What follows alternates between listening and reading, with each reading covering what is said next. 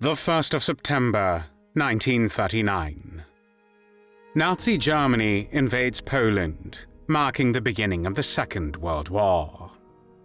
In May of the following year, the Germans establish Auschwitz concentration camp, located around 60 kilometers west of Krakow.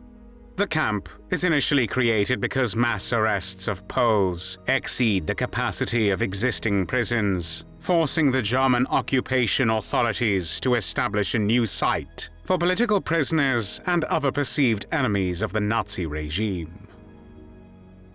In October 1941, the Nazis begin construction of Birkenau, which will become the largest section of the Auschwitz camp complex. From March 1942 onward, Auschwitz-Birkenau plays a central role in the German effort to murder the Jews of Europe, and more than 1.1 million people, most of them Jews, will die there. Just outside the camp fences, beside the Commandant's office and within sight of the crematoria, stands a spacious villa surrounded by gardens, flowers, and children's toys. While thousands perish each day behind the villa's high concrete wall, a German family lives a comfortable life only a few meters away from the machinery of mass murder.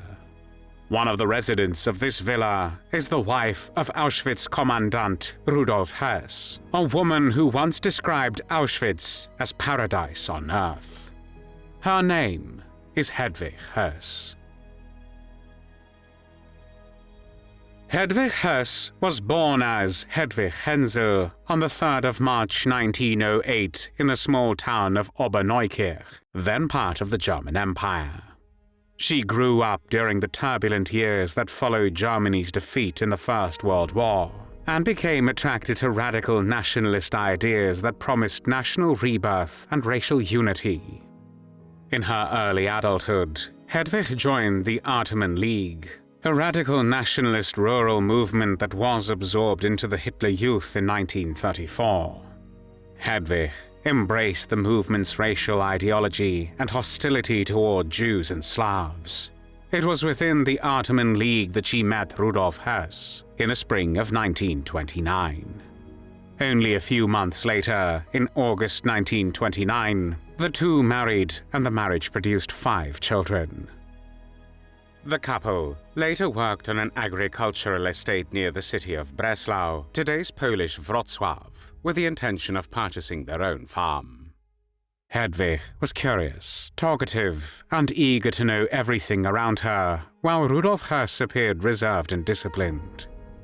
She accepted her husband's political beliefs, supported his growing SS career, and praised his dedication to duty. After her husband was assigned to Dachau concentration camp near Munich, Hedwig moved there with the children in January 1935, and later following another transfer to the Sachsenhausen concentration camp near the German capital. The Second World War started on the 1st of September 1939, when Nazi Germany invaded Poland. After the defeat of Poland, Rudolf Höss was assigned by the SS to establish a new concentration camp in German-occupied southern Poland near the town of Auschwitz, known to the Germans as Auschwitz. In May 1940, the Höss family relocated there. Their new home was a spacious villa near the Auschwitz camp complex, close to the Commandant's office building. The property had been confiscated from the family of Polish Sergeant Józef Soja. A concrete wall and rows of thickly planted trees shielded part of the villa's grounds, preventing the Höss children from seeing the distant crematoria chimneys. Inside the household, Hedwig Höss oversaw domestic affairs and the upbringing of the couple's children. She raised the children according to strict Nazi ideological principles. With her approval, they mocked religious people, while former members of the household later recalled that the eldest son, Klaus, a member of the Hitler Youth, behaved sadistically toward others. A few months after the family's arrival in Auschwitz, Hedwig Höss began employing prisoners from the camp and civilian forced laborers inside the villa. Political prisoners were ordered to paint the walls and renovate the kitchen and bathroom. The villa itself was decorated with tapestries, furnishings, and paintings taken from prisoners deported to Auschwitz. Hedwig also employed a gardener, cook, governess, tailor, seamstress, barber, and chauffeur to maintain the household. On the camp grounds, she established and ran a sewing workshop where female prisoners produced clothing for the wives of SS personnel. After the villa was renovated in 1941, Hedwig organized gatherings for SS officers and their families. She also wore clothing and jewelry confiscated from Jewish prisoners deported to Auschwitz-Birkenau. She displayed these valuables during visits to the casino, theater, and cinema, while some of the stolen property was sent to relatives in Germany. The villa was surrounded by a large garden, and Hedwig Höss devoted considerable effort to transforming the property into a comfortable refuge for herself and her children. She built a greenhouse filled with exotic plants, while a small swimming pool stood in the backyard. Nearby, the children played in a sandpit and rode their bicycles around the grassy ground surrounding the villa. From the second-floor windows, Hedwig could see the raspberry bushes climbing along the garden wall. Beyond them stood the Auschwitz camp complex itself, the Commandant's office where her husband worked, the prisoner barracks, and the crematoria where mass murder was taking place. Hedwig even used ashes from the crematoria to fertilize the soil in the garden.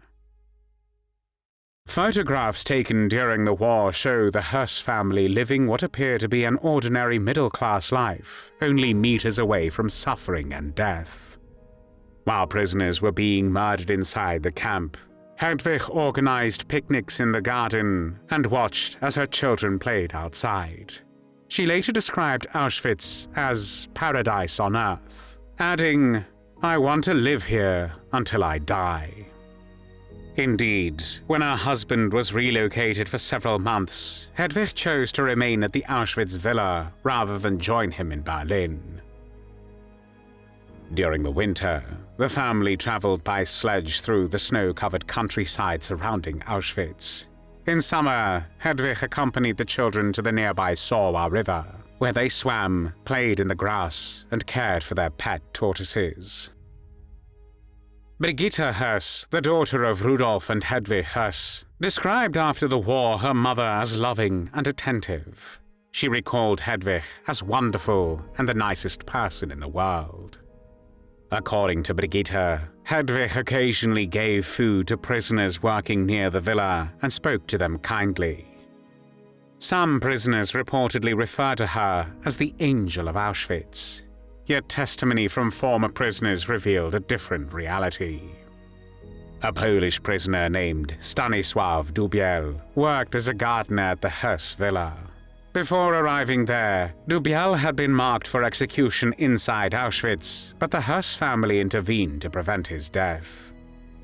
According to Dubiel's later testimony, Hedwig reminded him that her intervention had spared his life, implying that if he failed to work hard enough, he might not be so fortunate the next time. Dubiel also recalled Hedwig openly expressing anti-Semitic views, reflecting the radical ideological fanaticism she shared with her husband. In his testimony he stated, "Frau Höss often used to say to me that all Jews had to disappear from the globe, and that there would even come a time for English Jews." Hedwig fully supported her husband, but she became so deeply distressed after learning details about the mass murder taking place inside Auschwitz that she stopped having sex with him. As a result, the marriage between Rudolf and Hedwig was beginning to unravel. In May 1942, Rudolf Höss started an affair with Eleonora Hodis, an Austrian communist political prisoner who worked at the villa. Hodis became pregnant by Rudolf Höss, and in order to avoid the scandal, he sent her to be starved in a standing prison cell, with orders to gas her if necessary to avoid discovery. Eventually, she was forced to have an abortion in the camp hospital instead of being executed. Meanwhile, Hedwig herself was having an affair with a prisoner named Carola Bonera, a German capo who worked in the villa kitchen. One day, Rudolf Höss unexpectedly returned home and discovered Hedwig and Bonera together inside the greenhouse. Realizing what was happening, he reportedly made a scene, but Hedwig later calmed her husband after agreeing that her lover would no longer return to the villa. Despite this, the affair between Hedwig and Bonera continued whenever Rudolf Höss was away from Auschwitz. At the end of November 1944, as the Red Army approached Auschwitz, the Höss family left the villa and relocated to the area near the Sachsenhausen and Ravensbrück concentration camps in Germany. In a letter to relatives dated the 26th of November 1944, Eduard Wirtz, the camp physician at Auschwitz at the time, complained that the family's move required 2 railway wagons and countless crates, suggesting the enormous quantity of possessions the family had accumulated during their years at Auschwitz. The Second World War in Europe ended on the 8th of May 1945. After the war, Hedwig Höss and the children hid in the town of St. Michaelisdonn in northern Germany, staying inside a sugar factory while Rudolf Höss worked on a nearby farm disguised as a sailor. Hedwig was arrested by the British in March 1946, and after several days of interrogation, told investigators only that her husband was dead. In the end, she revealed his hiding place after Allied investigators threatened that a train was waiting to take her children to Siberia. Rudolf Höss was subsequently captured by British forces, sentenced to death in Poland, and executed in April 1947 on the grounds of Auschwitz I main camp. Shortly before his death, Rudolf Höss apologized for his crimes. No comparable expression of guilt ever came from his wife. In some ways, Hedwig appeared even worse than the Commandant of Auschwitz himself, because while he eventually acknowledged guilt, she showed no remorse at all. From the 1960s onward, Hedwig regularly traveled to Washington, D.C. to visit her daughter, Brigitte, since wives of Nazi war criminals were not restricted from international travel after the war. Hedwig Höss was 81 years old when she died on the 15th of September 1989 while visiting her daughter in the United States.